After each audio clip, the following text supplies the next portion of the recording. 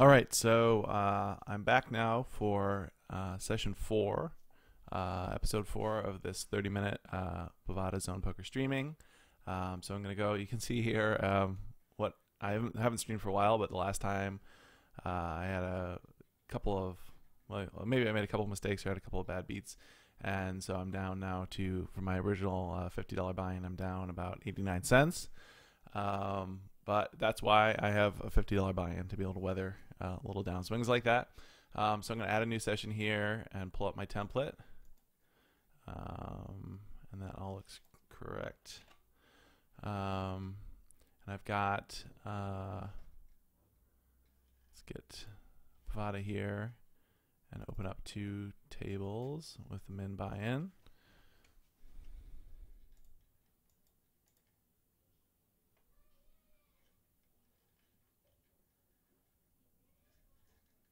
These windows positioned.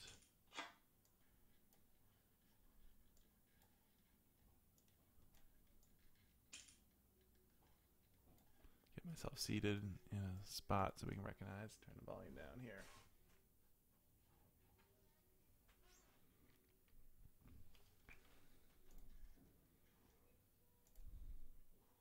So since I last broadcast, I've been out of town. I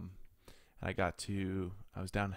Okay, here we are with the two aces. So I'm just going to put a standard raise in here.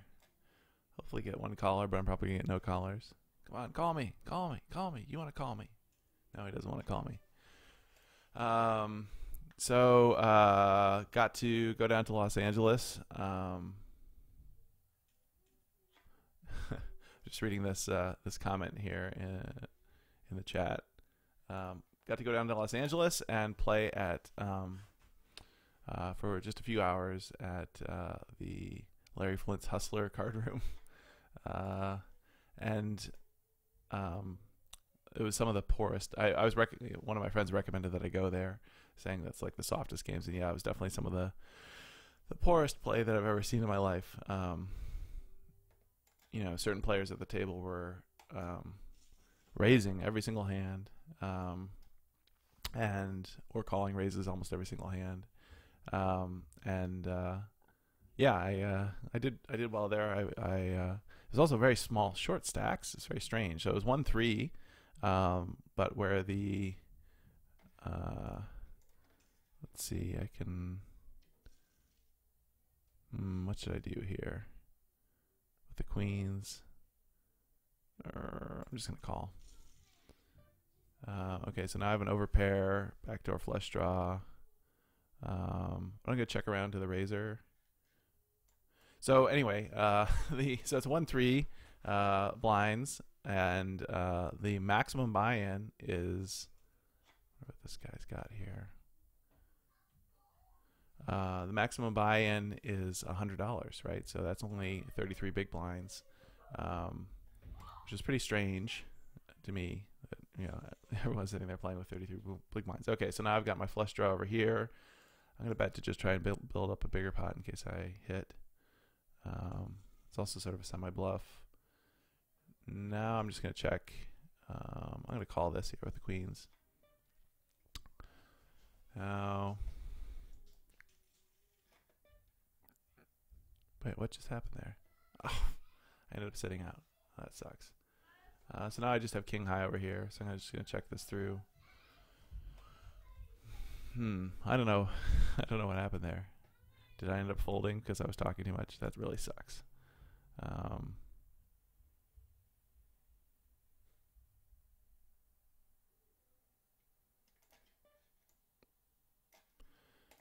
Anyway, yeah. So it was a little strange. I mean, it's not completely short stack kind of thing because you're. So yeah, it was 50 or 100, right? So you're buying in for like 16 big blinds or buying in for like 33 big blinds, something like that.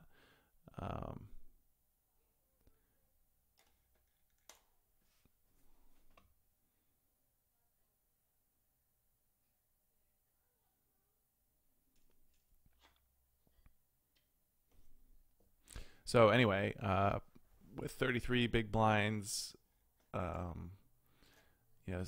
most of the time, especially if there's a lot of raising action before the flop, set mining is not. I should have raised there with those nines. I'm not thinking clearly. Set mining is not necessarily profitable. So until you kind of get to double up or something, you're kind of playing a very sort of push or fold kind of close to kind of a push or fold kind of game. I don't know what's going on here. My nines are probably not good. Oh, I guess they are.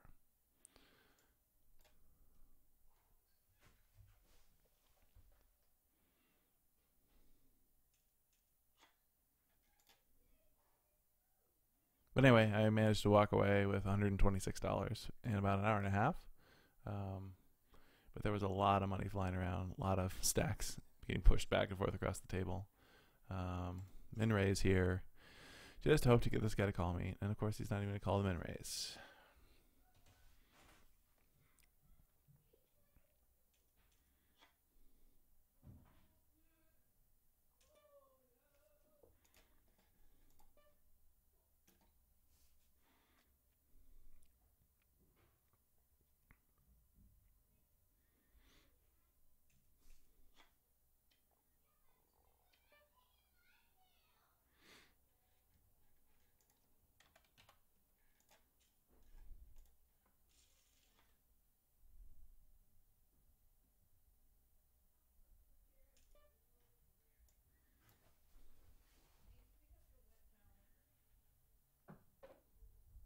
Okay, so I was in late position here with suited aces. And that's a pretty coordinated board. So I don't think I'm going to continuation bet here. Even more coordinated. And he may have hit his straight or his flush there. Or at least he was representing that.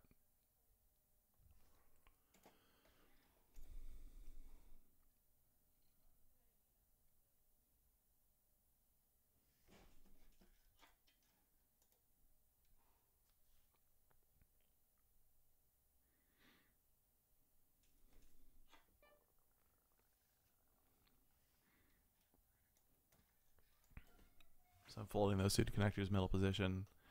I would play them for a raise if I was in late position.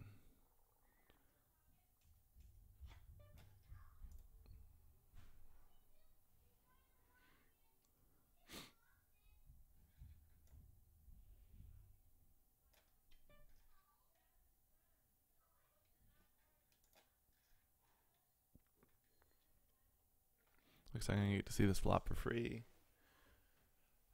And see nothing that I like.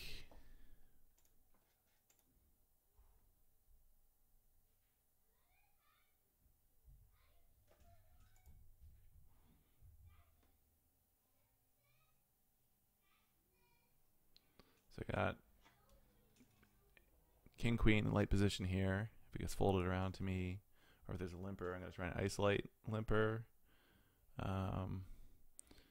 I guess here I'm going to call. It's kind of a family pot situation here. So wow, and so there I go with my flop straight. So I'm going to check this around, hoping that somebody around here is going to bet, and then I can re-raise them. Nobody's gonna bet. Is it gonna check around? God. And now I may have gotten beaten by a flush, but let's value bet here anyway. I don't know. Everyone's calling. I guess I should have led the betting before. Oh, what a horrible river for me. With all these players, somebody's got. Man, that's awful. And I'm missing my sevens over here because of what's going on here.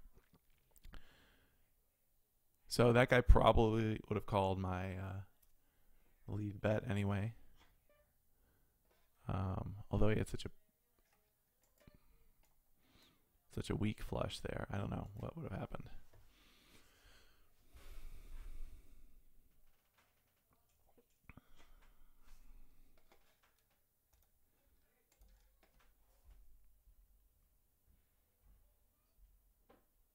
But with that many people in the pot, I was assuming somebody would bet.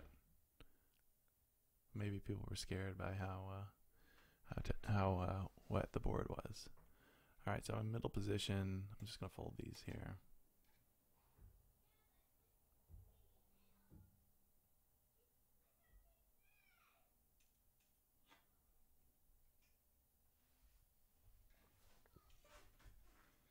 Not calling it all in with a 6-2 offsuit.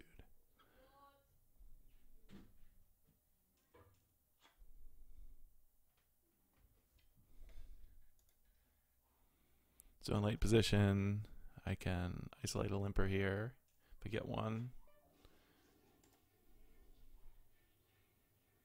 with the suited ace here. Okay, so we do get a limper, so let's isolate him with a raise to 20. And getting re-raised. And getting all in, so this is where I fold.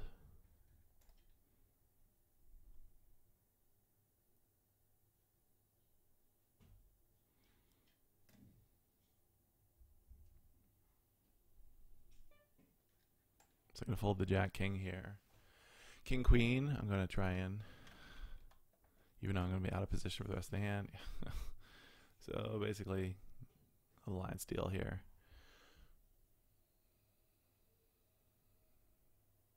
So Broadway cards here, I'm going to try to isolate a limper with them.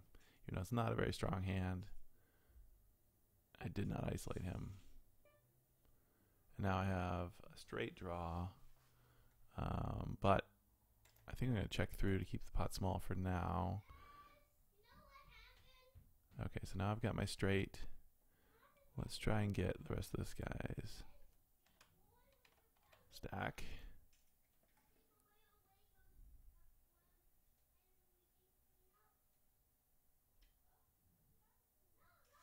Good. Okay, there we go. All right, now I've got my queen ace here. It's not really a 3-betting hand in this situation, although this guy's kind of doing a blind steal or an isolation / blind steal.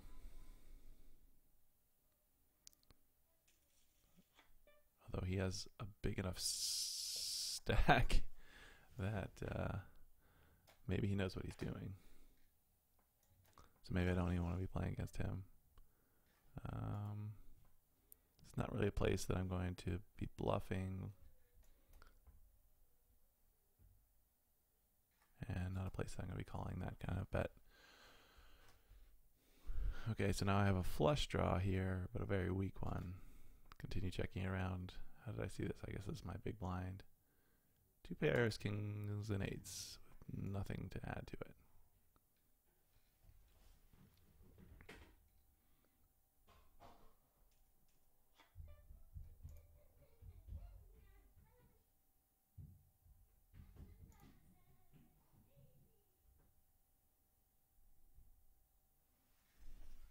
Remind myself what time I started here.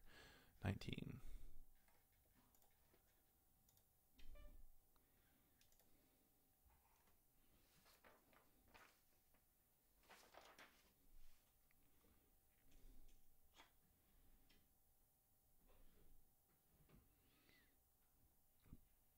Okay, so I'm going to raise. I got position on this guy. I'm going to raise.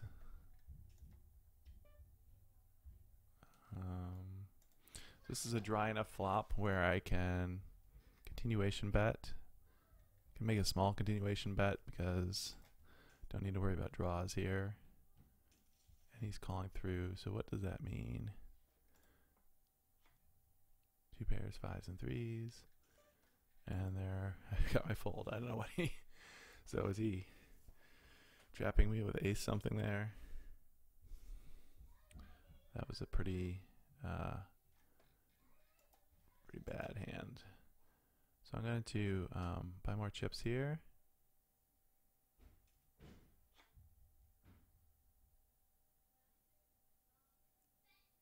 All right, so I can't buy for, so I'll buy for another 250. Let's go for a blind steal here with my ace 5.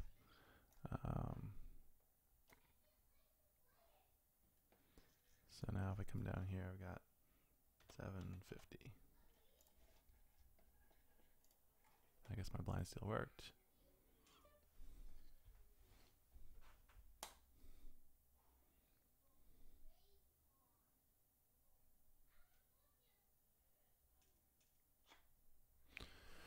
Okay, now I've got 2 aces. Let's hope for somebody to bet into me here. Come on, somebody bet into me. Sometimes it feels like, yeah, when everybody folds around you like this. Okay, there we go. There we go, we got something.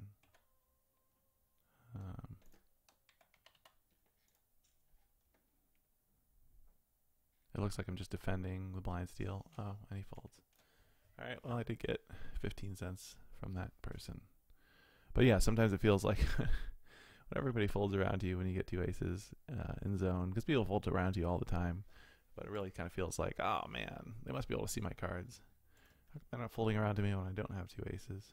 So now I've got Broadway cards from late position. Everybody folded. This is kind of a blind steal, but with something behind it. That's a pretty good flop for me. So this is just a value bet situation. I don't need to defend against draws. Again, just another value bet.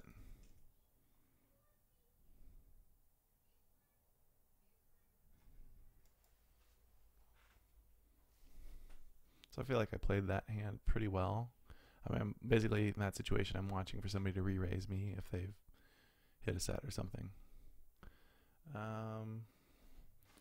Okay, so we've got suited aces, Broadway cards for middle position. I'm going to go ahead and fold those. Fold to this middle position raise over here with suited kings.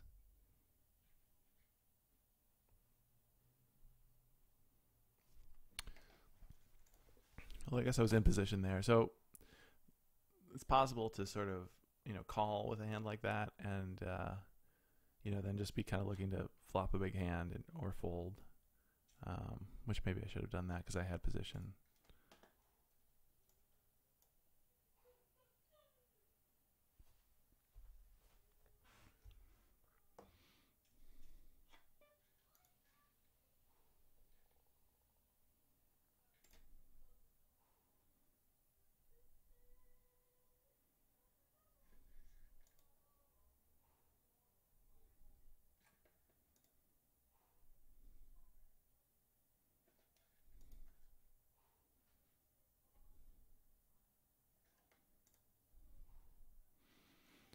So these cards have been pretty slow for me today. I mean, yeah, I've gotten aces twice that kind of amounted to nothing, and queens twice, I think. Pocket pairs a couple of times. So I'm going to go ahead and raise with these pocket pairs from middle position here.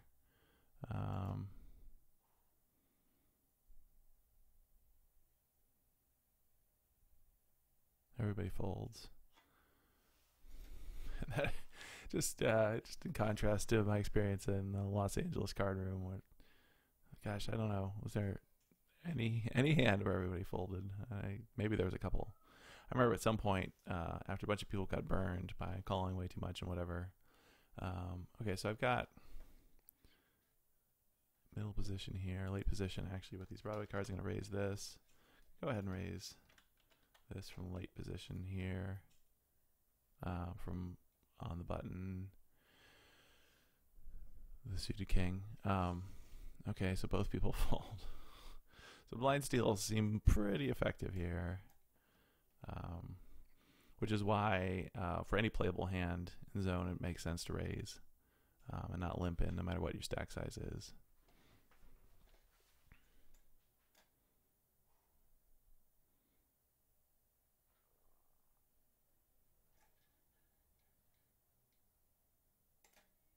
So in a game where you get, a lot more callers or re-raises, 3 bets and so on, it makes sense to maybe try to limp in and keep the pot small, or maybe look for, somebody to try an isolation raise against you with pocket twos or something like that, because then you're set in mind that you need those implied odds. You want to keep the pot small. People are, probably not going to fold to your raise, maybe re-raise you. And But here, because people, so you wouldn't want to necessarily raise with pocket twos.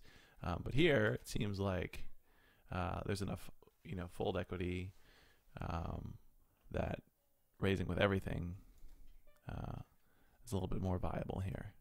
Raising with everything that's playable. I mean, very, very rarely do people 3-bet you.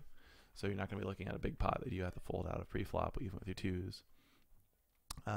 Most likely, if you get anything at all, you're going to get a caller, which is fine for your implied odds. So this is middle position. I'm not going to play any suited jacks, no matter what here.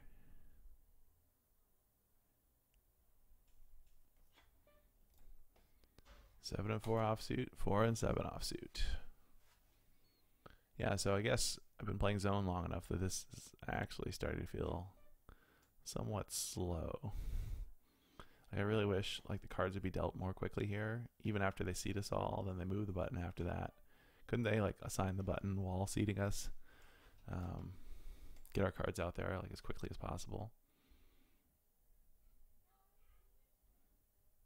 I mean, it really feels like 7 seconds of downtime between hands or something.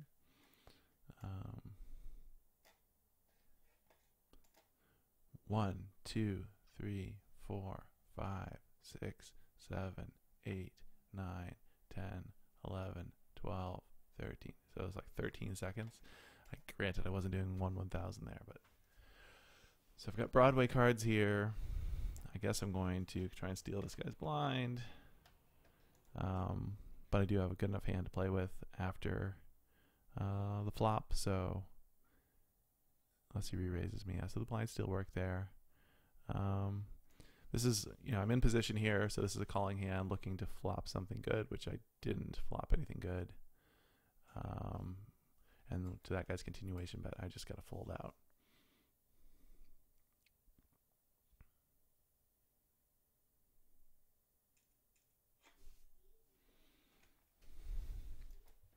So Broadway cards in late position. It's kind of a half blind steal here. Yeah, and it works. Maybe I should just be, sometimes I feel like I should just be blind stealing with everything from late position when people fold around to me. Like here, I got my 2-jack. Should I blind steal with this? So an isolation raise won't work on that guy to get him out. Well, he wouldn't scare him away, I don't think. So I'm not going to do that.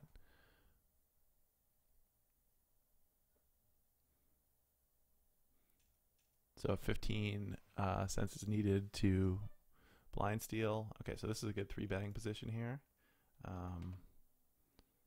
Let's put him up to 45 here. That's a min raise there, and we'll put a little pressure on him. Maybe get if he goes all in against me, then I'm in trouble. Okay, so now I've got top pair, top kicker on a somewhat coordinated board. Gotta keep it going on the other side here. Let's re-raise this guy. Half pot. Let's get down to business here. Okay, I don't know what that 5-cent bet was about. I'm not going to go all in with my 3s here.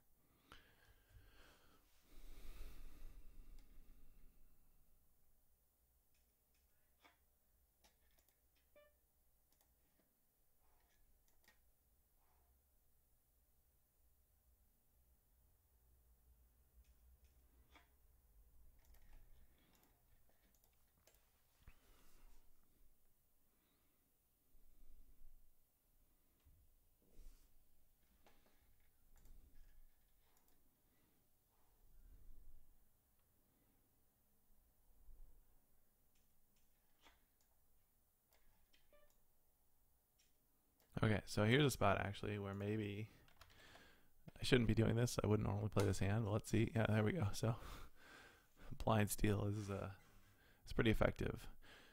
So anyway, every time you blind steal, you win 7 cents, and you're risking 15. So as long as it only gets defended, like 1 out of 3 times, I think you're doing all right.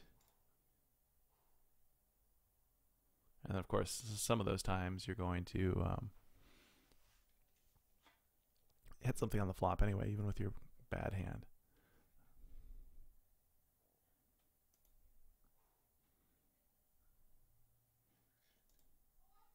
So anyway, I'm going to try and do that if it's folded around to me on the button from here on out, and just see how that goes. Here we are, folded around to me. This guy called me. Okay, but here I at least have a gut shot and top pair. This is not a good spot for. That's not. What's he checking through? All right, so I guess he folded as soon as he saw that flop for some reason. That's strange.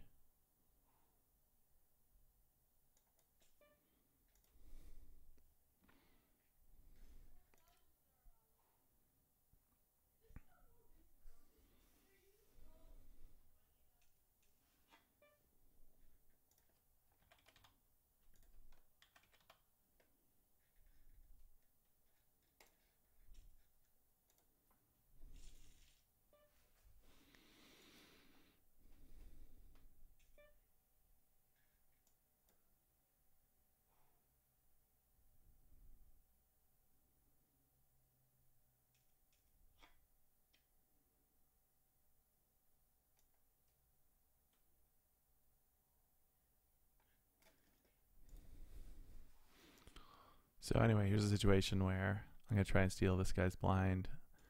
No. I'm not going to deal with this here. Now, if this guy on the button folds, but no, he's going to steal the blind. I'm not going to defend with that.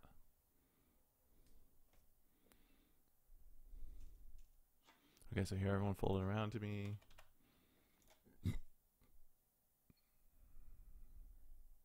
Here again, another opportunity to blind steal. And I'm going to fold to that all-in defense there.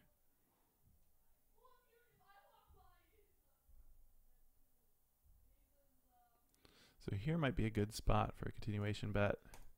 Basically, if he calls this, I just give up on the hand. Okay. I'm going to find another barrel here. Well, maybe this is a good spot to... oh! That was bad.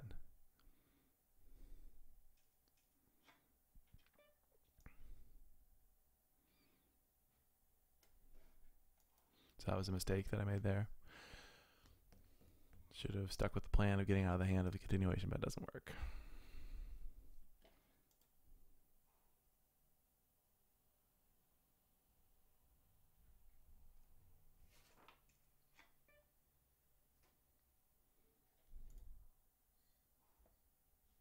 This is a pretty good spot for a 3-bet. So 17 times 3 is 51.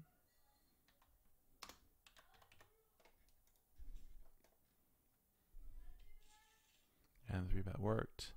I'm going to defend with a call here with my pocket pairs. He's betting. He could have been doing this with an ace. So I think I'm just going to fold there. You know I had middle pair.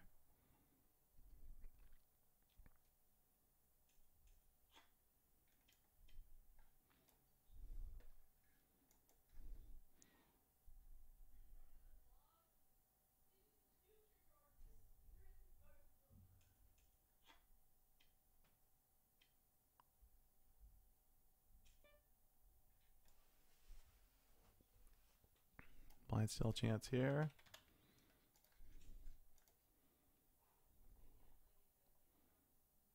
And I got called.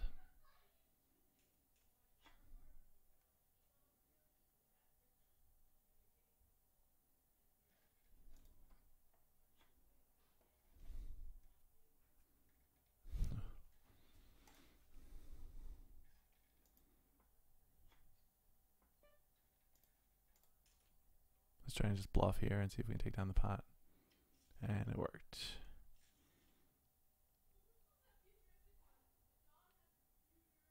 Need to stop in a few minutes here.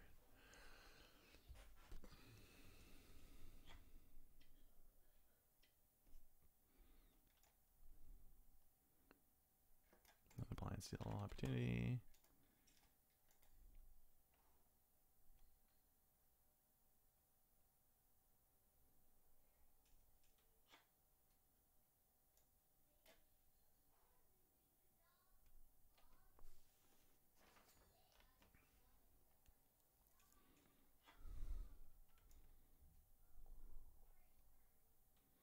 So that's a min raise that I can call with suited kings over here. Assuming that there's no 3-bet from small blind. And this is a situation where I'm looking to flop something good or get out of the hand. And I'm going to get out of the hand. Seeing the flop for free with a pair of 9s with an ace kicker, it's not great. I need to fold to any substantial bet here, although the bet is going to be very small because the pot is so small. So maybe this is a good position to call. I'll go ahead and bet here. Sort of respond to the weakness, and we get a raise, so I'm going to fold to that. Oh, I missed my ace jack. Maybe that was a good thing.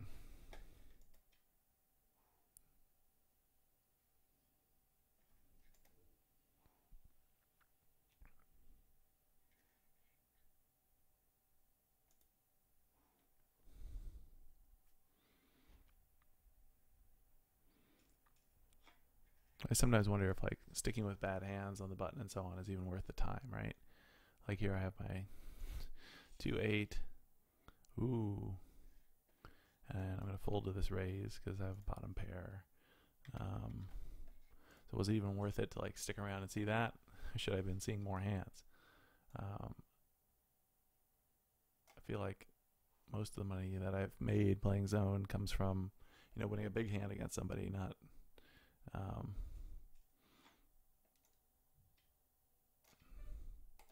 from blind stealing. So then the question is, you know, how many big hands can you potentially see per minute? And if you're folding, like I'm folding this 8-7 offsuit here, you know, instead of waiting to see what comes around. I mean, if everybody folds to me anyway, I'm gonna get paid behind the scenes. Let's play the last few minutes here. I'm gonna go over for about like 10 minutes and let's play the last few minutes playing faster. I'm not trying to blind steal. And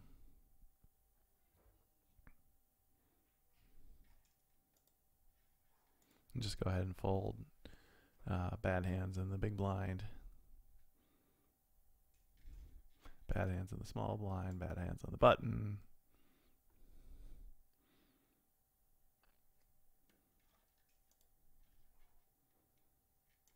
Broadway cards in middle position.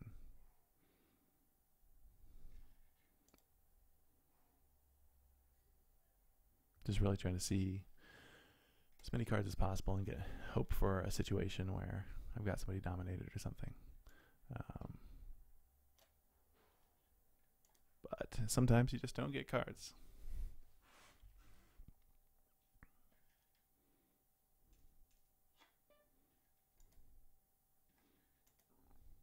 Broadway cards, late position facing a raise.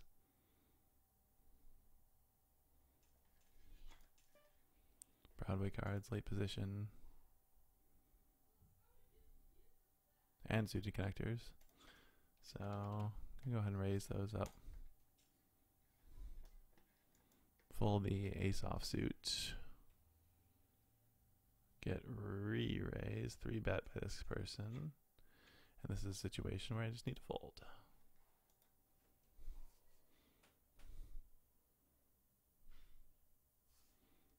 Suited aces, late position.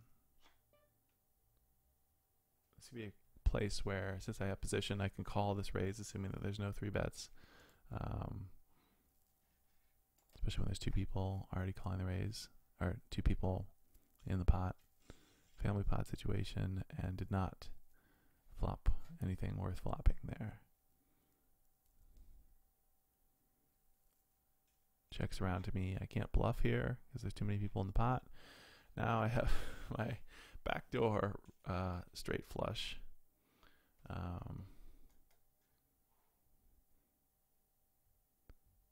So there's quite a few outs here.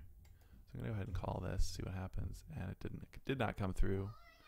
I'm gonna fold to this bet, assuming that this person has something. Here, just through not paying attention, I got into the small blind with Broadway cards. Gonna go ahead and raise, and watch out for a re-raise and get out of here in the face of that.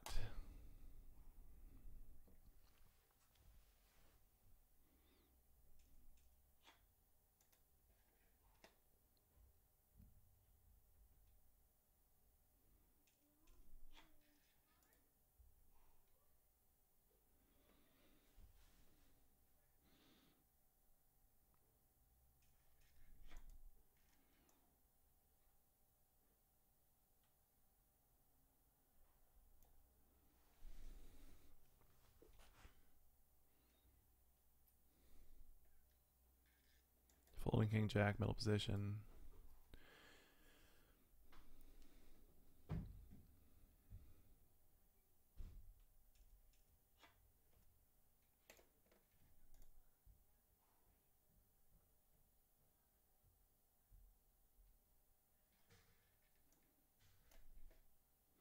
Okay, so now I've got suited connectors in late position. Go ahead and raise with those. Gonna go ahead and raise to isolate this limper with my queen ace. And getting re-raised.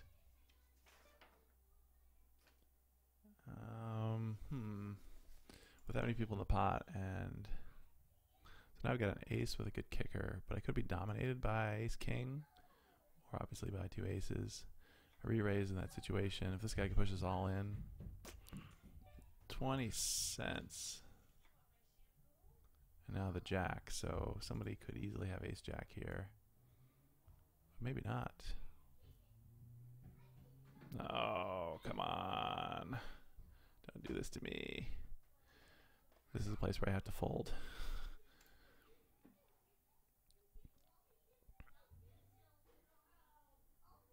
So I have top pair with an okay kicker. But that's not the kind of hand I want to invest the rest of my stack in.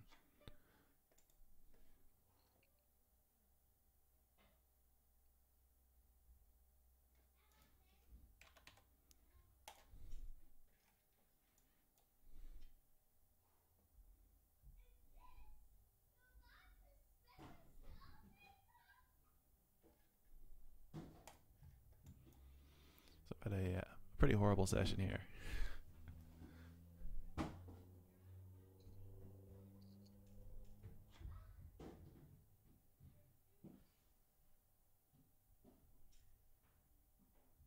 So this is the kind of session that kind of fills me with self-doubt. Like, oh no, I don't know what I'm doing. You know, of course, situations where you're not flopping anything that connects, and people are folding to your raises when you have good cards pre-flop.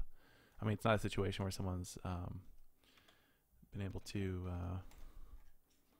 read me and peg me as a certain type of player or anything, because obviously they're because it's anonymous. I'm assuming that okay, so this is a great flop for me.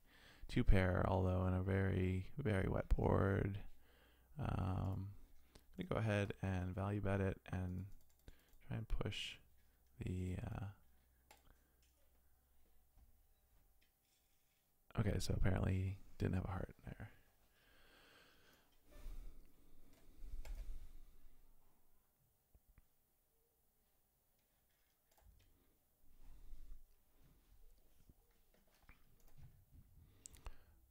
But I think it's kind of the truth that, even someone who's playing really well, I'm not saying that I'm playing really well, but even someone who is, can't do anything without good cards to play with, right?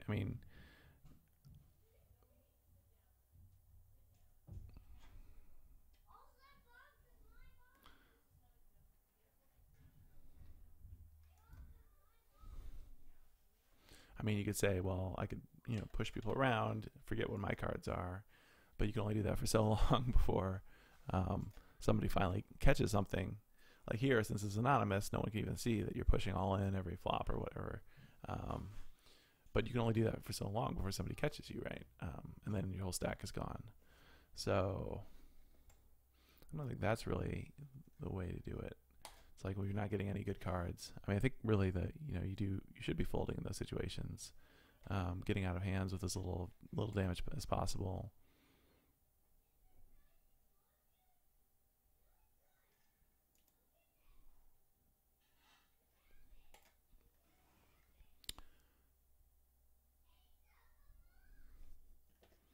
It's kind of like toward the end here. It's like, just one more decent hand to play. Down so far.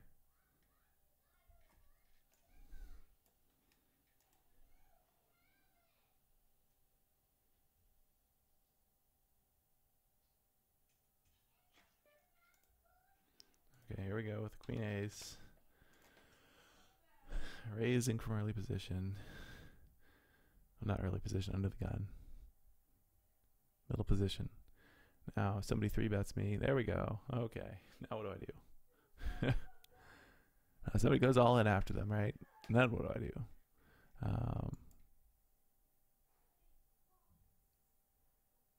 Then I fold, right? So here's a situation where I can't 4-bet them. I'm not going to go all in. And so now I'm seeing a flop that I don't connect to at all. Can't continuation bet. This person can continuation bet.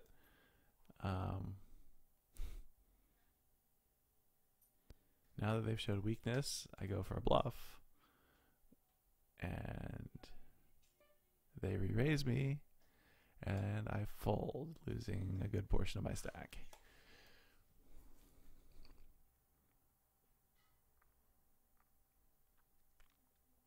I guess I don't think I've seen many situations here where people raise you like that without having something. So I guess the check at the flop was some kind of trap play.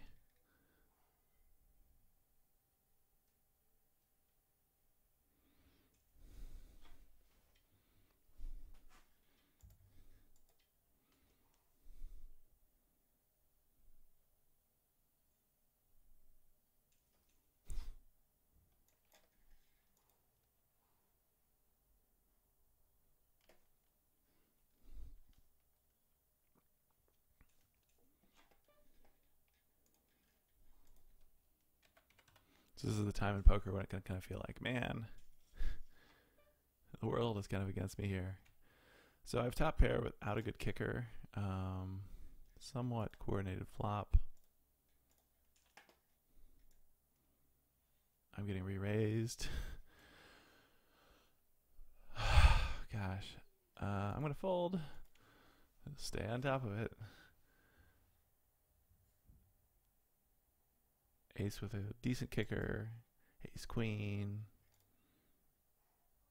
2 queens. Queen something else. And so I'm sort of sitting here like,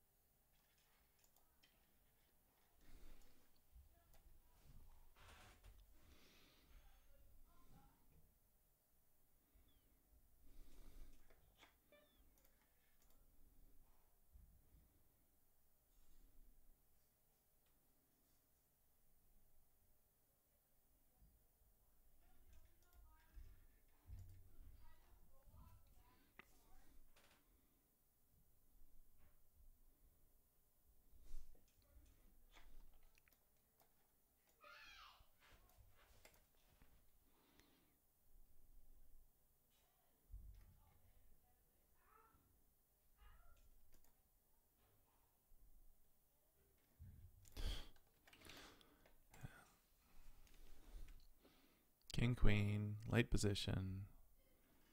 Looks like a blind steal to people. Will they fold or not? Yes, I get a caller. Here's a position where I'm going to do a pot size bet.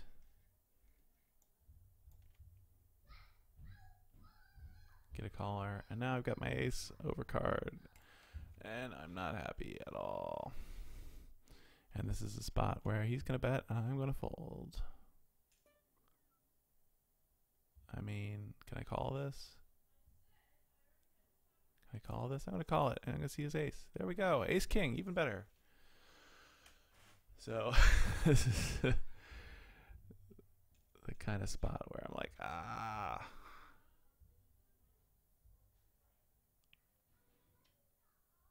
So here I basically lost $7.50 of my bankroll in a little over a half-hour play.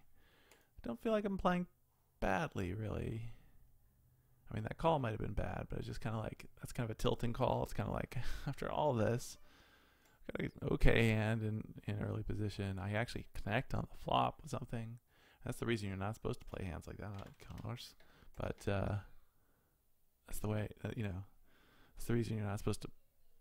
I don't know.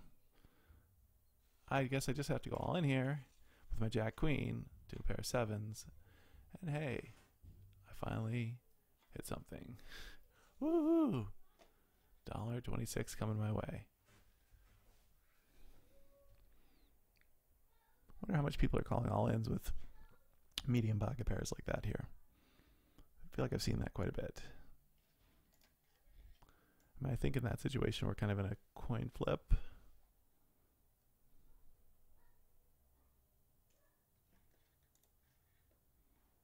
I'd have to look at the odds. I wouldn't be surprised if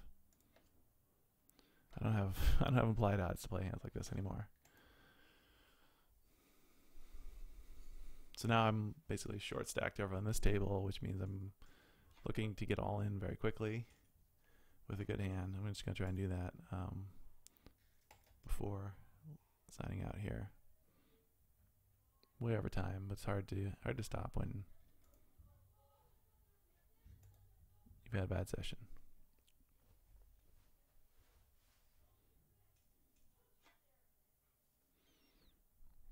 Can't play this. Over here I can play it. Not going to isolate the limper. Limper's out of position though.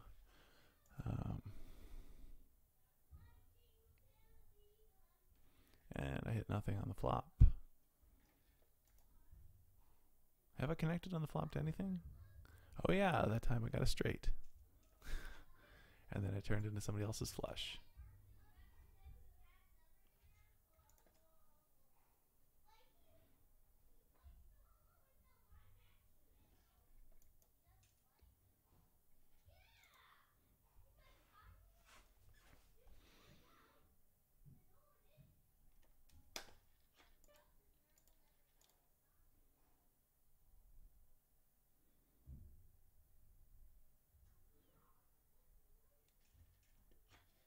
There's times like this when it really feels like, man, like Bovada somehow, Bovada's rigged. Bovada's doing this to me. I might definitely get where people are coming from when they rant and rave about that kind of stuff. However, there's other times when it's like, like I'm a god and I can't be stopped. So here I am finding a good enough hand finally to go all in with my short stack. I'm gonna get this guy to call me, of course. And I've got my ace. I'm hoping for and there's his flush, right? All right, so that's the end of that stack. Wow, this has been horrible. All right, so I think I'm gonna set out the next hand and get a horrible hand here. But anyway, there's other times when the cards are in your favor hand after hand, and you're on a really good streak, you're on a heater, and it feels like you can't lose, and that way it feels like it's almost rigged against the other players. Oh man, I'm going to try and steal this pot from this guy with nothing.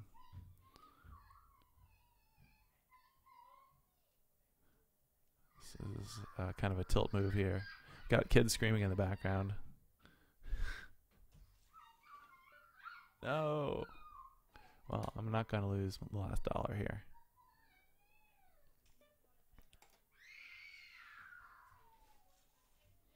All right, sitting out the next hand, and I walk out of this with $1.01. Pathetic. Feeling pathetic. Okay, so let's look at... Oops, I didn't put the time in for that guy. I'll do that in just a second. Let's look at my lovely bankroll here. We're really down to $42. This is horrible. Definitely the worst session that I've had. Let's go back and edit that session to fix that. So that was 319, 209. So that is 21. Wait.